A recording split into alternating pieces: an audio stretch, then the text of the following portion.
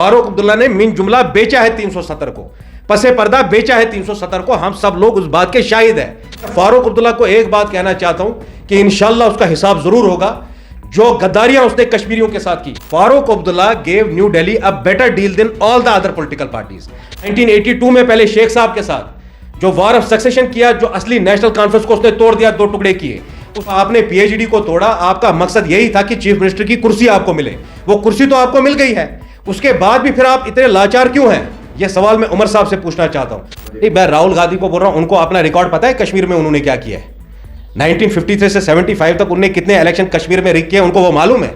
उन्होंने क्या क्या कारनामे यहां किए। चोर और डाकू की लड़ाई में तो डाकू जीतेगा ही, इसमें रोने की क्या बात है? मुझे चीफ मिनिस्टर ने कहा हम अब स्टेटहुड के लिए घर घर कैंपेन करेंगे, तो क्या करना चाहेंगे उस पर? देखिए फिरदौस साहब, बड़ी अफसोस की बात है, सारे कश्मीर की आवाम जो है आज वो इसलिए नहीं परेशान है कि भाई चीफ मिनिस्टर साहब ने कल के दिन क्या बोला। क्या चीफ मिनिस्टर साहब भूल गए हैं उनके हाथ में क्या मंशूर था इलेक्शन से पहले? किस बात पे उन्होंने इलेक्शन लड़ा, किस बात पे लोगों से उन्हें वोट लिए?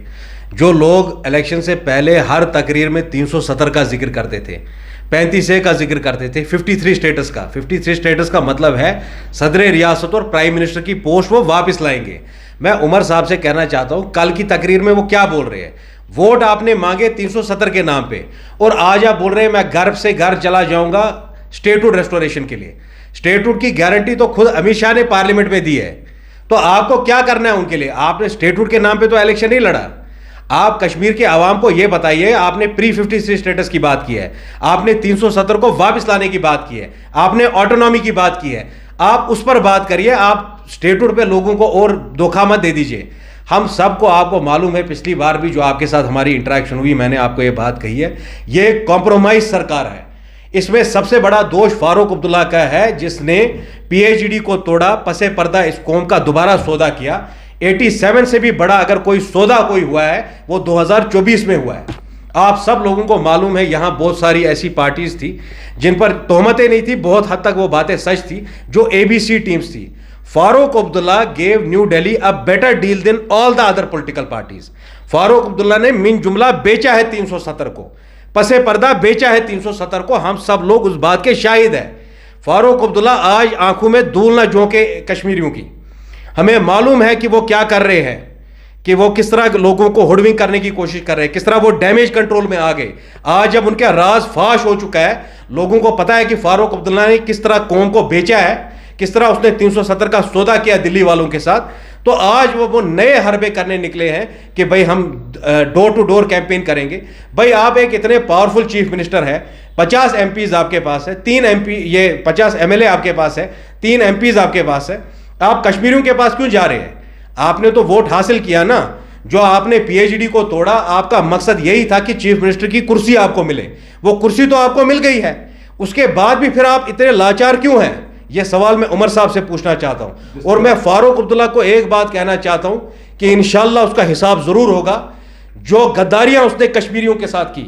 1982 में पहले शेख साहब के साथ जो वार ऑफ सक्सेशन किया, जो असली नेशनल कॉन्फ्रेंस को उसने तोड़ दिया, दो टुकड़े किए। उसके बाद 84 में, 86 में, 95 में जब गवर्नमेंट ऑफ इंडिया तैयार थी, जब नरसिम्हा राव ने एज प्राइम मिनिस्टर कहा कि हम आपको we are ready to, sky is the limit, हम कश्मीरियों को कुछ ना कुछ देना चाहते हैं, तब किसने गद्दारी की 95 में? क्या यही फारूक अब्दुल्ला नहीं था?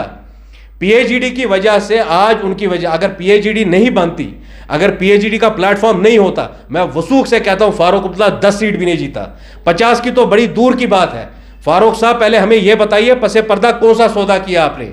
जो क्रिकेट स्कैम में ईडी ने आपके खिलाफ इंक्वायरी बंद की, वो किस रीजन की वजह से की? इस कौम को जरा जवाब दे दीजिए। सजाद लोग ने भी कल स्टेटमेंट दी कि उमर अब्दुल्ला लोगों को बहका रहा है, तो हमारे पास असेंबली में, क्या हम असेंबली नहीं जा सकते स्टेटहुड के लिए?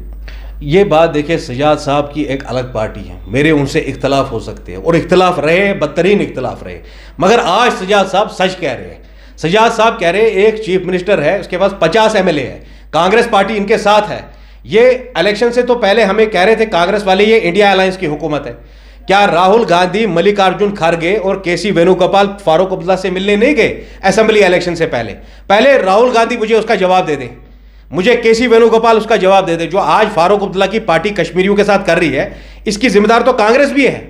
असेंबली इलेक्शन से पहले जब इन पे तोहमतें लग रही थी, जब फारूक अब्दुल्ला का ईडी का केस खत्म किया गया उस वक्त सब लोगों ने कहा कि ईडी का केस कैसे खत्म हो गया जेकेसीए स्कैम में, इसका मतलब फारूक अब्दुल्ला का कुछ तो चल रहा है दिल्ली वालों के साथ। और वो बातें बाद में साबित भी हो गई कि फारूक अब्दुल्ला ने पसे पर्दा 370 बेचा है, इसीलिए उन्होंने पीएचडी खत्म किया। मुझे इस बात का जवाब पहले राहुल गांधी दे दे, केसी वेणुगोपाल दे दे और मल्लिकार्जुन खड़गे दे दे। वो असेंबली इलेक्शन से पहले क्यों गए फारूक अब्दुल्ला से मिलने? अगर ये बातें उनको भी मालूम थी कि पसे पर्दा फारूक अब्दुल्ला बीजेपी की हुकूमत जो है सेंटर में उनके साथ मुज़ाकरात कर रहा है, कश्मीरियों के जो हकूक है उनके साथ कॉम्प्रोमाइज कर रहा है, तो कांग्रेस ने उनका साथ क्यों दिया? मुझे आज उसका जवाब कांग्रेस से भी चाहिए। लेकिन कांग्रेस को अगर हम देखें तो बहुत टाइम से वो हंगर स्ट्राइक पे भी है, प्रोटेस्ट भी उन्होंने। अरे फिरदौस साहब, हमने पीडीपी देखा उनके साथ एनसी, जबकि एनसी उनके साथ रहा मतलब इलेक्शन में या कांग्रेस उनके साथ रही, लेकिन प्रोटेस्ट में तो ना उनके साथ। मुझे एक बात बताइए, नहीं मुझे एक बात बताइए, कांग्रेस ने अलायंस फारूक अब्दुल्ला के लिए के साथ कश्मीरियों के लिए नहीं की, ना बीजेपी को रोकने के लिए की। उन्होंने चंद सीटें जीतने के लिए फारूक अब्दुल्ला के साथ अलायंस की। अगर कांग्रेस और फारूक अब्दुल्ला का अलायंस नहीं होता तो तारेकरा अपनी सीट भी नहीं जीते बटामालू की। तो जो बांडीपुरा की सीट उन्होंने गलती से जीत ली है वो भी वहां जीते नहीं। आप मुझे कांग्रेस का जवाब दे दीजिए, कांग्रेस ने फारूक अब्दुल्ला का साथ क्यों दिया जब उनको पता थी कि पसे पर्दा फारूक अब्दुल्ला कॉम्प्रोमाइज हो गया है, फारूक अब्दुल्ला बीजेपी के साथ मुज़ाकरात कर रहा है। 370 मुझे इस बात का जवाब कांग्रेस वाले भी दे दिए। जब पीएचडी टूटी और फारूक अब्दुल्ला ने पीएचडी तोड़ी, आज तक फारूक अब्दुल्ला इस सवाल का जवाब नहीं दे पा रहा है कि उसने किसके कहने पे पीएचडी तोड़ी। नहीं क्या आप मुझे आप मुझे तकमील करने, आप मुझे पहले तकमील करने दीजिए। पीडीपी और मेरी कोई दोस्ती नहीं है, ये सारी दुनिया जानती है, पूरी कश्मीर जानती है कि पीडीपी और मेरे कैसे रिश्ते रहे हैं और कितनी मुखालिफत मैंने उनकी की है जब 2014 से लेकर उनकी हुकूमत 2018 तक की। नहीं, आप पहले मेरी बात सुन लीजिए। जो हकीकत है हम वही बताएंगे, जो सच है हम वही बताएंगे, जो हक है हम वही बताएंगे। पीडीपी बहुत सारी चीजों की जिम्मेदार है, पीडीपी बीजेपी को यहां लाने की जिम्मेदार हो सकती है, मगर पीएचडी उन्होंने नहीं तोड़ा। पीएचडी अगर तोड़ने का जिम्मेदार है तो सिर्फ और सिर्फ फारूक अब्दुल्ला है। फारूक अब्दुल्ला ने बेचा है इस कौम को पसे पर्दा, और यही हकीकत है। फारूक अब्दुल्ला को आज दुनिया की कोई ताकत नहीं बचा सकती है, क्योंकि यही बात, this is the gospel truth. आज सजाद साहब उसका जिम्मेदार नहीं है, मैं उसका जिम्मेदार नहीं हूं, महबूबा मुफ्ती उसकी जिम्मेदार नहीं है। हमें सबको मालूम है कि किसने पीएचडी को तोड़ा। ताकत के नशे के लिए तोड़ा, कुर्सी के लिए तोड़ा, 3 एमपी सीट्स के लिए। फिरदौस साहब, मैं आपसे सवाल करता हूं, आखिर क्या मिलने वाला था फारूक अब्दुल्ला को? 3 एमपी सीट्स के लिए इतना बड़ा प्लेटफॉर्म, जिसके लिए मिन जुमला सारे कश्मीरी एक साथ बैठ गए कि भाई हम अपने हकूक का मुतालबा हुकूमत हिंद से करेंगे। क्यों फारूक अब्दुल्ला ने वो पीएचडी तोड़ी? फारूक अब्दुल्ला में अगर हिम्मत है तो वो जवाब दे दे। देश में वोट चोरी तमाम अपोजिशन एक साथ कह रही है बीजेपी ने धांधली करके लोकसभा इलेक्शन जीता है और दोबारा इलेक्शन की मतलब मांग कर रहे हैं। ये कौन कह रहे हैं? ये कांग्रेस वाले कह रहे हैं क्या? नहीं, मैं राहुल गांधी को बोल रहा हूं, उनको अपना रिकॉर्ड पता है कश्मीर में उन्होंने क्या किया है। 1953 से 75 तक उन्होंने कितने इलेक्शन कश्मीर में रिग किए उनको वो मालूम है। उन्होंने क्या क्या कारनामे यहां किए। Before giving, I am not with BJP, ना मुझे बीजेपी से कोई हमदर्दी है। भाई चोर और डाकू की लड़ाई में तो डाकू जीतेगा ही, इसमें रोने की क्या बात है? मुझे एक बात बताइए, ये चोरियां तो बीजेपी वालों को उन्होंने नहीं सिखाई। अगर इंदिरा गांधी इमरजेंसी नहीं लगाती तो नरेंद्र मोदी आज के हालात नहीं करते। जब इंदिरा गांधी ने इमरजेंसी लगाई तो तब क्या हालत थी? मुझे एक बात बताइए, पंडित नेहरू ने बख्शी गुलाम अहमद से बात कही कि it will only strengthen your position if you let the opposition win a couple of seats. इतनी रिगिंग होती थी, 100% रिगिंग होती थी। इंदिरा गांधी के वक्त खालिक मेड एमएलएज होते थे कश्मीर में। तो वही कांग्रेस पार्टी किस मुंह से किसी को सवाल पूछती है कि वोट चोरी हो रही है? कांग्रेस पहले अपना जवाब दे दे। मुझे राहुल गांधी ये बता दे उनका क्या मौकफ है 370 पे। उन्होंने वो अगर फारूक अब्दुल्ला को पसे पर्दा सपोर्ट कर रहे हैं, आज भी उनकी पार्टी का जो प्रेसिडेंट है, कल तक वो एमपी था बीजेपी में, आज उसको प्रेसिडेंट बना दिया है। राहुल गांधी के पास कौन सा लोकस स्टैंड है, किस मॉरल हाई ग्राउंड पे राहुल गांधी है कि वो ये सारी बातें करता है? क्या आप मानते हैं फिर जो जिस तरह हमारे अमित शाह होम मिनिस्टर वो कह रहे हैं कि कांग्रेस जो है वो डिवाइड कर रहे हैं लोग? देखिए, अमित शाह और कांग्रेस की लड़ाई आपस में है। मेरे अमित शाह और बीजेपी से बदतरीन इख्तिलाफ रहे हैं। पिछले 8 साल से जब से मैं सियासत में हूं, मेरी सियासत बीजेपी के खिलाफ रही है। मगर एक बात तो हमने भी नोटिस की ना, ऑपरेशन सिंदूर हो गया, ये तो मुल्क की लड़ाई है ना, ये तो किसी पार्टी की लड़ाई नहीं है। कांग्रेस अपने ही मुल्क को कशन पूछ रही है। मैं फिरदौस साहब बड़े दिल पे हाथ रख के आपसे बात कहता हूं, it was a moment of realization for me also कि ये पार्टी तो अपने मुल्क की भी नहीं वफादार है, ये कश्मीरियों की क्या वफादार होगी? कांग्रेसी वो लोग हैं जिन्होंने 22 साल शेख अब्दुल्ला को जेल में डाल दिया। कांग्रेसी वो लोग हैं जिन्होंने हमारे बुजुर्गों के साथ वो हालत की। कश्मीरियों को अगर आज म्यूनिसिपलिटी कश्मीर बन गई है, इसमें सबसे बड़ा रोल कांग्रेस का है। आपको ये बात जरा मुझे तकमील करने दीजिए। मुझे आज भी याद है जब सबसे पहली बार जो जख लगा स्पेशल स्टेटस को, वो तब लगा जब हमारे प्राइम मिनिस्टर को, डेमोक्रेटिकली इलेक्टेड प्राइम मिनिस्टर जो शेख अब्दुल्ला थे तब, उनको 22 साल तक कांग्रेस ने जेल में डाल दिया। जितने भी अमेंडमेंट 53 से 75 तक आए हैं, डाइल्यूशन हुआ आर्टिकल 370 में, they have come all by through means of a presidential notification. Majority have come through presidential notification. ये किसके वक्त हुआ?